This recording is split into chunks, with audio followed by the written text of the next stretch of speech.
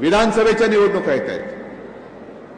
कालची जी लढाई होती ती आपल्या देशाची, संविधानाची आणि लोकशाहीची लढाई होती आणि ही विधानसभेची निवडणूक येणार आहे ती महाराष्ट्राच्या अस्मितेच्या अस्तित्वाची लढाई आहे।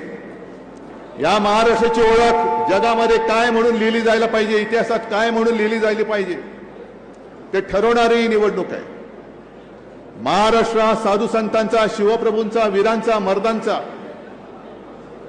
ही ओळख आपली अशीच ठेवणार की लाचार, गद्दार आणि हरामखोरांचा महाराष्ट्र अशी ओळख होऊ देणार हे आपण ठरवायचं आहे।